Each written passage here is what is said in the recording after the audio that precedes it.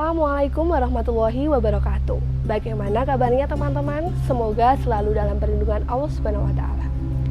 Apakah teman-teman pernah mendengar kata self acceptance, ya atau yang sering kita sebut menerima diri? Menerima diri ini bagian dari self love. Saya yakin bahwa teman-teman sudah pernah mendengar kata self love. Self love itu adalah mencintai diri kita dan Sang Pencipta, yaitu Allah Subhanahu wa taala. Ketika kita sudah mencintai diri kita, maka kita akan merasa cukup atas apa yang kita punya, baik dari materi maupun kebahagiaan dalam hidup. Ketika kita sudah merasa cukup atau feel enough, maka kita tidak perlu orang lain harus memuji kita, dan kita juga tidak akan terganggu jika ada orang lain yang berkomentar negatif tentang kita. Selain itu, kita juga akan dengan mudah untuk memberikan sebuah pujian kepada orang lain. Namun, kadang ada yang salah mengartikan arti dari menerima diri ini. Ada yang menyebutkan sebagai egois.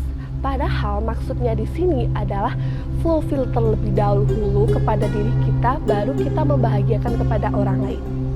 Faktor yang mengurangi adanya menerima diri dalam diri kita adalah ketika kita merasa tidak cukup atau sering membandingkan kebahagiaan kita dengan orang lain, entah dalam materi ataupun dalam perjalanan hidup. Lantas bagaimana untuk menimbulkan rasa menerima diri dalam diri kita? Yang pertama adalah meningkatkan ibadah atau rasa syukur kita kepada Allah Subhanahu wa taala. Jadi semakin kita mencintai yang menciptakan kita, maka dengan mudah kita akan menerima apa yang ada dalam diri kita. Kemudian yang kedua, memaafkan diri kita sendiri. Maksudnya gimana? Jadi gimana kita menerima apa yang sudah kita lakukan, entah itu kegagalan atau kesalahan yang ada dalam diri kita. Karena gimana mau kita memaafkan orang lain kalau kita tidak memaafkan diri kita sendiri.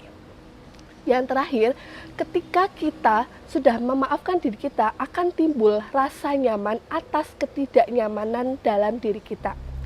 Jadi kita akan menerima diri kita dengan penuh, entah dalam sebuah kesalahan atau di sebuah masa lalu yang sudah terjadi. Jadi kesimpulannya, ketika kita sudah mencintai dan menerima diri kita dengan sadar, utuh, dan penuh, maka kita akan dengan tulus untuk memberikan penerimaan dan pujian dari orang lain secara ikhlas. Sekian dari saya, terima kasih. Wassalamualaikum warahmatullahi wabarakatuh.